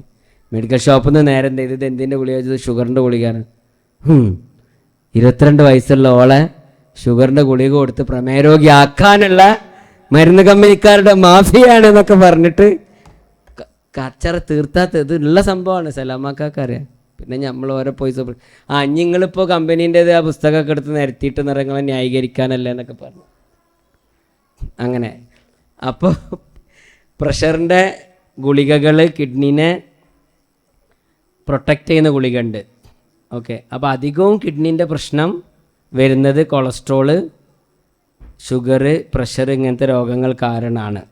ഓക്കെ, അപ്പോൾ അതുകൊണ്ട് ഷുഗർ പറ്റ കട്ട് ചെയ്യുക. ക്രിയാറ്റിൻ്റെ പ്രശ്നമുള്ള ആളുകളാണെങ്കിലും പ്രമേഹം ഇല്ലെങ്കിലും മധുരം ഒഴിവാക്കുന്നത് നല്ലതാണ്. പണ്ട് ആയുർവേദ പ്രകൃതി ചികിത്സയിലായിരുന്നു പഞ്ചസാരനെ കുറിച്ചിട്ട് വൈറ്റ് പോയിസൺ എന്ന് പറഞ്ഞിരുന്നത്. അന്ന് നമ്മൾ ഡോക്ടർമാരൊക്കെ അതിനൊന്നും കുഴപ്പമൊന്നുമില്ല, കുറച്ച് ഗ്ലൂക്കോസ് മാത്രമല്ലേ എന്നാണ്. ഇപ്പം ഇങ്ങനെ മോഡേൺ മെഡിസിനിൽ ഇങ്ങനെ പഠനങ്ങൾ നടന്ന് വന്നുകൊണ്ടിരിക്കുകയാണ്. ഇപ്പോൾ DM എൻഡോക്രൈനോളജിയൊക്കെ ഉള്ള ഡോക്ടർമാർ തന്നെയാണ് മൈ ഷുഗർ ക്ലിനിക് എന്ന് പറഞ്ഞിട്ട്, നിങ്ങൾ ഫേസ്ബുക്കിൽ അടിച്ചു നോക്കിയാൽ മതി, മൈ ഷുഗർ ക്ലിനിക്. പണ്ട് എന്താ പറയുക, ജേക്കബ് വടക്കാഞ്ചേരിയും മോഹൻ വൈദ്യരും മരിച്ചുപോയി. അവർ വസ്തുതയ്ക്ക് നിരക്കാത്ത കാര്യം പറഞ്ഞിട്ടുണ്ടെങ്കിലും ചിലതൊക്കെ വസ്തുതയ്ക്ക് നിരക്കുന്ന കാര്യം തന്നെയായിരുന്നു. അതേപോലെ കരീം ഡോക്ടറും ഒക്കെയുള്ള അദ്ദേഹത്തിൻ്റെ സ്ഥലത്തൊക്കെ ഞാൻ പോയിട്ടുണ്ട്. എല്ലാവരുടെയും നല്ല വശങ്ങളായിട്ട് ഞാൻ അസോസിയേറ്റ് ചെയ്യാൻ ശ്രമിക്കാറുണ്ട്. ഇവരൊക്കെ പറഞ്ഞിരുന്നൊരു കാര്യമാണ് ഇപ്പം ഇങ്ങനെ മോഡേൺ മെഡിസിൻ പറയുന്നത്. അപ്പോൾ തരിക്കഞ്ഞ് എന്ത് ചെയ്യുക, തരിക്കഞ്ഞൊരു ക്ഷീണത്തിനും ഒരുക്കമുള്ളൊരു സംഗതിയാണ്. അതിനെന്ത് ചെയ്താൽ മതി, വെള്ളം കുടിക്കുക. എത്രയാണ്, ചിലപ്പോൾ ക്ഷീണം കൂടും, പിന്നെ ക്ഷീണം കൂടുക ചെയ്യുക. ഓക്കെ, ഇനി വേറെ 2 ചോദ്യം കൂടി ഉത്തരം പറഞ്ഞിട്ട്. നല്ലതാണ്. ഉപ്മാവ് ആക്കുമ്പോൾ അതിൽ കുറച്ച് ക്യാരറ്റും ബീൻസും പയർ, നമ്മൾ ഉപ്പേരി ഉണ്ടാക്കുന്ന പയറില്ലേ, പയറും കൂടി ചേർത്തിട്ട് പലതരം പച്ചക്കറികൾ ചേർത്തിട്ടുള്ള ഒരു ഉപ്മാവാകുമ്പോൾ എന്തായി, ആ ഉപ്മാവ് ഉണ്ടാക്കാൻ ഉപയോഗിക്കുന്ന ഓയിലിൽ ഫാറ്റ് ഉണ്ട്, തരിയിൽ കാർബോഹൈഡ്രേറ്റ് ഉണ്ട്, ഈ വെജിറ്റബിൾസിൽ കുറച്ച് മിനറൽസും ഇതെല്ലാം ഉണ്ട്. അപ്പോൾ ഒരു ബാലൻസ്ഡ് ഡയറ്റായി. എണ്ണ കുറച്ചിട്ട് ഉണ്ടാക്കാം. നല്ലൊരു ഭക്ഷണമാണ് ഉപ്മാവ്. അതിൻ്റെ കൂടെ പ്രോട്ടീൻ അന്നേരം കഴിച്ചിട്ടില്ല എന്നുണ്ടെങ്കിൽ ഒരു മുട്ടയും കൂടി പിഴുങ്ങിയിട്ടോ അല്ലെങ്കിൽ മുട്ട പൊട്ടിച്ചിട്ട് ഉപ്മാവിലേക്കോ ചേർക്കാം. അപ്പോൾ ഉപ്മാവ് സ്ക്രാമ്പിൾഡ് അറിയില്ലേ, നല്ല ടേസ്റ്റാണ്. ഞാൻ കോഴിക്കോട് മെഡിക്കൽ കോളേജിൽ MBBS പഠിക്കുന്ന സമയത്ത് നൈറ്റ് ഡ്യൂട്ടി ഉള്ള സമയത്ത് രാത്രി ഒരുവിധം കടക്ക് പൂട്ടിയിട്ടുണ്ടാവും. പക്ഷേ ലേബർ റൂമിൻ്റെ മുന്നിൽ മാതൃശിക്ഷണ വൃക്ഷത്തിൻ്റെ മുന്നിൽ കുറേ നൈറ്റിൽ ഫുൾ ഓൺ ആയിട്ടുള്ള കടകളുണ്ടാവും. അവിടെ പോയി കഴിഞ്ഞാൽ ഉപ്മാവ്, മക്രോണി, ഉപ്മാവ് സ്ക്രാമ്പിൾഡ് ഇങ്ങനെ. അപ്പോൾ നമ്മളെ മെയിൻ ഭക്ഷണം അതാവും. വീട്ടിൽ പപ്പടം കാച്ചി ബാക്കി വെളിച്ചെണ്ണ എന്താ ചെയ്യല്ലേ? അതിലത്തെ ആ ഒരു കരിയൊക്കെ ഒന്ന് എടുത്ത് വെച്ചിട്ട് ബാക്കി എന്ത് ചെയ്യും? റോഫാത്ത് എന്താ ചെയ്യല്? എനിക്ക് പരിചയമുള്ള ലേഡീസ് ഇപ്പോൾ അതുള്ളതുകൊണ്ടാണ് ഞാൻ ചോദിക്കുന്നത് കേട്ടോ. ഇങ്ങനെ ബൈക്കൂരല്ലേ? എനിക്കറിയാം, എൻ്റെ ഒരു റിലേറ്റീവിൻ്റെ കല്യാണത്തിന് അറിയണ ഒരാൾ, നമുക്കൊരു സംശയം തോന്നി. CCTV നോക്കി. നമ്മൾ ലാസ്റ്റ് പറയും ഈ പണി നമ്മളോട് വേണ്ടില്ലേനെന്ന് പറഞ്ഞു. പഴയ കല്യാണത്തിൻ്റെ എന്ത് ചെയ്തിരിക്കണം, നമ്മൾ ആരെ ഈ കല്യാണ തിരക്കിൻ്റെ ഇടയിൽ കാണുന്നതെന്ന്. ഇതിൻ്റെ ഇടയിൽ കൂടെ അടുക്കളയിൽ കൊണ്ടുവന്നിങ്ങനെ ടിന്നടക്കാം. എന്നിട്ട് അതാണ് ചോദിച്ചത്. നമ്മളോട് എന്ത് ചെയ്തിരിക്കണ്, വെളിച്ചെണ്ണ എത്ര ലിറ്റർ എന്നൊക്കെ എഴുതി വാങ്ങിയിട്ടുണ്ട്. ഇതാണ് അവസ്ഥ. അത് ബ്രോസ്റ്റിൻ്റെ കടയിൽ നിൽക്കണം. എൻ്റെ ജ്യേഷ്ഠൻ്റെ മോൻ കുറച്ച് കാലം ഒരു ബ്രോസ്റ്റിൻ്റെ കടയിൽ നിന്നിനി. ആഴ്ചയിൽ ഒരിക്കലും ഒരു ബ്രോസ്റ്റ് തിന്നുള്ളൂ. ഞാനും ചിലപ്പം പോയി ബ്രോസ്റ്റ് തിന്നലുണ്ട്. അപ്പോൾ ഓൾക്കറിയാം എണ്ണ മാറ്റണം എന്നാ ഒരു ബ്രോസ്റ്റ് എന്നുള്ളൂ. ഈ ആ വലിയ സാധനം ഭയങ്കര ഹൈ ടെമ്പറേച്ചറിലുള്ള അത് നിങ്ങൾ കണ്ടിട്ടുണ്ടോ സാധനം? ഞാൻ പോയി നോക്കി. ഇങ്ങനെ എന്താ പറയുക, വലിയ എനിക്ക് ഓർമ്മ വന്നത് നമ്മളെ സ്റ്റെറിലൈസർ മെഷീനാണ്. അതാ ആ മൂടി അങ്ങോട്ട് മൂടിയിട്ട് ഇങ്ങനെ ടൈറ്റാക്കും. ഈ ചിക്കൻ്റെ സാധനമൊക്കെ ഒരു സ്റ്റാൻഡിലാക്കിയിട്ട് എണ്ണയിൽ മുക്കിയിട്ട് ആ മൂടിയിട്ടൊരു തിരിക്കാനുണ്ട്, ടൈറ്റാക്കും. അത്രക്കും ടെമ്പറേച്ചറിലാണത് വേവണത്. എന്നാൽ അതിലുള്ള എണ്ണയാണെങ്കിലോ പഴയ എണ്ണയാവും. അപ്പോൾ വെളിച്ചെണ്ണ ഞാൻ പറഞ്ഞു വന്നത് ബോയിൽ ചെയ്ത് റീബോയിൽ ചെയ്യുമ്പോഴാണ് വെളിച്ചെണ്ണ എന്ത് കാർസിനോജൻ ആവുന്നതും ക്യാൻസറിനും മറ്റ് കൊളസ്ട്രോളൊക്കെ. ഉപ്പേരി ഉണ്ടാക്കുമ്പോൾ എങ്ങനെ ഉണ്ടാക്കേണ്ടി അറിയാം? ഈ ചീരൻ്റെ ഇല കഴുകി അതേ വെള്ളം ഉണ്ടാവും, പയറരിഞ്ഞ അതേ വെള്ളം ഉണ്ടാവും. അതിൽ ഉപ്പും പച്ചമുളക് കീറിയിട്ട് ഉപ്പ് ഇട്ടിട്ട് വേണമെങ്കിൽ തേങ്ങ ചിരവിയിട്ട്, തേങ്ങ ചിരവുകയാണെങ്കിൽ പച്ചമുളകും കൂട്ടി അരിച്ചോളി, കുറച്ച് ചീരുള്ളി ഇട്ടോളി, ചമ്മന്തി ഉണ്ടാക്കണം അതിന്. എന്നിട്ട് എന്ത് ചെയ്തോളി, ഈ ചീരൻ്റെ ഇല കഴുകിയതിലേക്ക് മിക്സ് ആക്കിക്കോളി. എന്നിട്ട് ചീഞ്ചട്ടിയിൽ അതേപോലെ ചീഞ്ചട്ടിയിലിടുക, മൂടി വെക്കുക, ഇടയ്ക്ക് ഇളക്കി കൊടുക്കുക, അടി പിടിക്കാതെക്കാൻ. ആവിയിൽ വേവട്ടെ, മനസ്സിലായില്ലേ? ലാസ്റ്റ് കുറച്ച് വെളിച്ചെണ്ണ ഒഴിച്ചെടുത്തോളി. പച്ച വെളിച്ചെണ്ണ ഒഴിക്കുക. എന്താ ടേസ്റ്റ് എന്ന് അറിയാം? നിങ്ങൾ കഴിച്ചു നോക്കിക്കണത്. മീനൊക്കെ ദോശക്കല്ലുമ്മൽ വെറുതെ എന്ത് ചെയ്യുക, ദോശ ഉണ്ടാക്കണ മാതിരി വെളിച്ചെണ്ണ പെരട്ടുക. എന്നിട്ട് മീൻ നല്ല കായം തേച്ചിട്ട് മീൻ അങ്ങനെ അതിൽ പൊള്ളിച്ചെടുക്കുക. ലാസ്റ്റ് കുറച്ച് വെളിച്ചെണ്ണ എന്ത് ചെയ്യുക, അങ്ങനെ ഒഴിക്കുക, ഇപ്പുറത്ത് തിരിച്ചിട്ട് വെളിച്ചെണ്ണ ഒഴിക്കുക. എന്ത് ടേസ്റ്റ് ആവുമെന്നറിയാം. ഈ വെളിച്ചെണ്ണയിൽ ഇങ്ങനെ മുങ്ങി പൊരിക്കണ്ടെന്ന്. അപ്പോൾ വെളിച്ചെണ്ണ അല്ല യഥാർത്ഥത്തിൽ പ്രശ്നം, പാം ഓയിലാണെങ്കിലൊക്കെ റീബോയിൽ ചെയ്യുന്നതാണ് പ്രശ്നം. അപ്പോൾ ഓക്കെ, ഏത് അങ്ങനെയല്ല. നമ്മൾ ടോട്ടൽ ഫാറ്റ് എത്ര ബോഡിയിൽ എത്തണമെന്നുള്ളതിനനുസരിച്ചിരിക്കും. ഓക്കെ, അപ്പോൾ എനിക്ക് കറക്റ്റായിട്ട് അത് എത്ര ml ആണെന്നുള്ള ഓർമ്മയില്ല, എനിക്കൊന്ന് റെഫർ ചെയ്യേണ്ടി വരും. പക്ഷെ നമ്മളാരും, ഈവൻ ഞാനടക്കം, ക്ലാസ് എടുക്കുന്ന ഞാനടക്കമോ ഡോക്ടേഴ്സ് അടക്കമോ എൻ്റെ കിച്ചണിൽ ഞാൻ അളന്നിട്ടൊന്നുമല്ല കഴിക്കണത്. പക്ഷെ നമുക്കൊരു ധാരണ ഉണ്ടാവുമല്ലോ ഏകദേശം. ഉപ്പ് പാകത്തിന് എന്നല്ല എല്ലാ പാചക ക്ലാസ്സിലുള്ളത്. അതേപോലെ യൂസ് ചെയ്യുമ്പോൾ ഒന്ന് കറക്റ്റ് യൂസ് ചെയ്താൽ മതി എന്ന് മാത്രം. എന്നാൽ നിർത്തുക. ഈ സൺഫ്ലവർ, യഥാർത്ഥ സൺഫ്ലവർ ഓയിൽ ഈ വില കുറവിന് കിട്ടുമോ എന്നുള്ളതാണ് ഇപ്പോൾ ഒരു ചർച്ച. അത് ഒരു സത്യാവസ്ഥ ആണ് താനും. നമുക്ക് കൊപ്രൻ്റെയും തേങ്ങേൻ്റെ വില നമുക്കറിയാം, അത് ആട്ടിയ എത്ര ലിറ്റർ കിട്ടും നമുക്കറിയാം. നമ്മളെ കൺമുന്നിലുള്ള സാധനമാണിത്. ഈ സൺഫ്ലവർ നമ്മൾ കണ്ടിട്ടില്ല, അതിൻ്റെ പാടങ്ങൾ നമ്മൾ അറിയില്ല. ഏതോ സ്ഥലത്ത് ടൂറിനൊക്കെ പോകുമ്പോൾ സൺഫ്ലവർ എന്നൊക്കെ പറഞ്ഞിട്ട് കാണും, അതിൻ്റെ കുരു നമ്മൾ കണ്ടിട്ടില്ല, അത് ഉണ്ടാക്കണം നമ്മൾ കണ്ടിട്ടില്ല. ഞാൻ എൻ്റെ വീട്ടിലെ തെങ്ങ് കൊപ്രാക്കിയിട്ട് ഇതാക്കിയിട്ട് നമ്മളുണ്ടാക്കിക്കൂടെയെന്ന്, അത് കഴിച്ചോളി, ഒരു പ്രശ്നമില്ല. സൺഫ്ലവറിൽ എന്തൊക്കെ മായങ്ങളാണെന്നുള്ളത് നമുക്കറിയില്ല.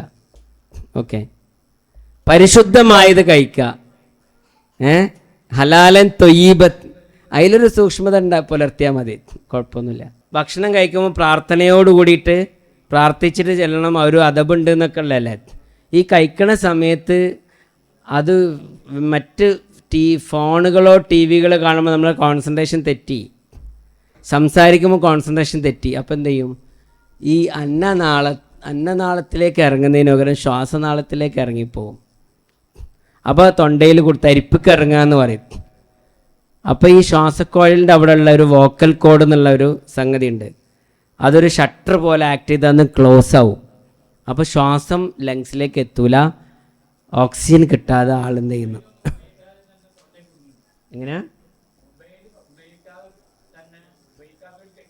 അല്ല, മൊബൈൽ ഉപയോഗം ഒരു കാരണമാണ്, സംസാരിക്കുന്ന വേറൊരു കാരണമാണ്, മദ്യലഹരിയിൽ ശ്രദ്ധ കുറയുമ്പോൾ വേറൊരു കാരണമാണ്, സ്ട്രോക്ക് വന്ന ആളുകളാണ്. ഞാൻ കാരണം നിരത്തി പറഞ്ഞുതരാം. സ്ട്രോക്ക് വന്ന ആളുകളാണെങ്കിൽ കൈ കാലിൻ്റെ ചലനം കുറയുമല്ലോ, ഒരു ഭാഗം പക്ഷാഘാതം ഉണ്ടാവും, അതുപോലെ തൊണ്ടയിലുള്ള മസിൽസിൻ്റെ വീക്കാവും. ഓക്കെ, അപ്പോൾ എന്ത് ചെയ്യൂല, ഇറങ്ങൂല. അതുകൊണ്ടാണ് മൂക്ക് കൂടെ ട്യൂബ് ഇടണത്. അല്ല ഒരു അന്നനാളത്തിന് വർക്കിങ്ങിൻ്റെ പ്രശ്നം ഇങ്ങനെ ആ ഒരു ആക്ഷൻ ഉണ്ടാവില്ല. അങ്ങനെ പല കാരണങ്ങളാൽ എന്ത് ചെയ്യാം, ഈ തരിപ്പ് പോകുന്നൊരു സിറ്റുവേഷൻ ഉണ്ടാവും. ശ്രദ്ധ കുറയാൻ എന്തോ ഉണ്ടായാൽ മതി, അത്രേ ഉള്ളൂ. എന്നാൽ നിർത്താം. എന്തായാലും വളരെ സന്തോഷം. ഇന്ന് തന്നെ എന്ത് ചെയ്യുക, വെയിറ്റ് നോക്കുക, ഒരു 10% കുറക്കുമെന്ന് തീരുമാനിക്കുക. എന്ത് രോഗം ഉണ്ടെങ്കിലും ഒരു മിനിമൽ ലെവൽ രോഗമാണെങ്കിൽ അത് പ്രശ്നമല്ല. നിങ്ങൾ ഡോക്ടറോട് പറയേണ്ടത്, ഡോക്ടറെ എനിക്ക് നോമ്പ് എടുക്കണം, അതിനനുസരിച്ച് നിങ്ങൾക്ക് എന്താണ് നിർദ്ദേശം തരാനുള്ളത്. എൻ്റെ പ്രിസ്ക്രിപ്ഷനിലൊക്കെ നോമ്പ് തുറ സമയത്ത് 1, തുറക്ക് അര, അത്താഴത്തിന് വേണ്ട, അത്താഴത്തിന് അര, ഇങ്ങനെ വ്യക്തമായി ഞാൻ ഫാർമസിയിലെ സ്റ്റാഫിനോട് പറയും, ഇത് ഇന്നതാണ് കേട്ടോ എന്ന് പറയും. നോമ്പിന് ഇങ്ങനെയാണ് കഴിക്കേണ്ടത് എല്ലാ സമയത്തും. അങ്ങനെ നിർദ്ദേശം കൊടുക്കുന്ന ഒരു ഡോക്ടറെ അടുത്തേക്ക് പോവുക, അല്ലെങ്കിൽ നിങ്ങളെ ഡോക്ടറെ അടുത്ത് അങ്ങനെ നിർദ്ദേശം വാങ്ങിപ്പിക്കുക. എന്നിട്ട് ഡോക്ടർ പറയാണ് ഒരിക്കലും നിങ്ങൾക്ക് നോമ്പെടുക്കാൻ പറ്റൂല എന്ന് പറയുകയാണെങ്കിൽ എടുക്കണ്ട. കാരണം നമ്മൾ അംഗീകരിക്കാൻ ബാധ്യസ്ഥരാണല്ലോ. അങ്ങനെ മരിക്കുകയാണെങ്കിൽ മരിച്ചോട്ടെ എന്നുള്ള, അങ്ങനെ സ്വന്തം ശരീരം എന്ത് ചെയ്യരുത്, ഇതാക്കാനൊന്നും പഠിച്ചു നമ്മളോട് പറഞ്ഞിട്ടില്ല. അത് ആത്മഹത്യാപരാണ്, അല്ലാതെ ദീനിലില്ലാത്താനും. അങ്ങനെ നോമ്പെടുക്കുക. രോഗമില്ലാത്ത ആളുകൾ എന്ത് ചെയ്യുക, എന്തായാലും നോമ്പെടുത്തിട്ട് ഒരു 10% വെയിറ്റെങ്കിലും കുറക്കുക. അത്താഴത്തിന് പ്രോട്ടീനുള്ള ഭക്ഷണങ്ങൾ കഴിക്കുക, പ്രോട്ടീനും ഫാറ്റുള്ള ഭക്ഷണങ്ങൾ കഴിക്കുക, മധുരമുള്ളത് പരമാവധി ഒഴിവാക്കുക. നോമ്പ് തുറക്കുന്ന സമയത്ത് പൊരിക്കടികൾ, സ്റ്റീംഡ് ആയിട്ടുള്ള കടികൾ ആക്കാൻ, പിന്നെ ഞാൻ പറഞ്ഞതിൻ്റെ രത്നചുരുക്കം പറയാണ്, സ്റ്റീംഡ് ആയിട്ടുള്ള ആവിയിൽ കയറ്റിയിട്ടുള്ള ഭക്ഷണങ്ങളാക്കാൻ ശ്രമിക്കുക പരമാവധി. ജ്യൂസുകൾ പ്രത്യേകിച്ച് മധുരം കൂടി ഇട്ടിട്ടുള്ളത്, അല്ലെങ്കിൽ തന്നെ മധുരമുള്ള സാധനമാണ് ഈ ഫ്രൂട്ട്സ്. ആയിക്കോട്ടെ, നിങ്ങൾ വീണ്ടും പഞ്ചസാര ആഡ് ചെയ്യല്ലേ. മധുരങ്ങൾ ഉപയോഗിച്ചിട്ടുള്ള ഫ്രൂട്ട്സ് ഒഴിവാക്കുക, കട്ട് ഫ്രൂട്ട്സ് ഉപയോഗിക്കുക, ധാരാളം വെള്ളം കുടിക്കുക. ഈ രീതിയിൽ നോമ്പ് എടുത്തിട്ട് നല്ല ആരോഗ്യമുള്ളൊരു നോമ്പ്, മനസ്സിനും ശരീരത്തിനും നല്ല ആരോഗ്യമുള്ള നോമ്പ് എടുക്കാനുള്ള അവസ്ഥയിലേക്ക് പഠിച്ചവന് എന്നെയും നിങ്ങളെയും എത്തിക്കട്ടെ എന്ന് പ്രാർത്ഥിക്കുകയാണ്. ആമീൻ. അസ്സലാമു അലൈക്കും.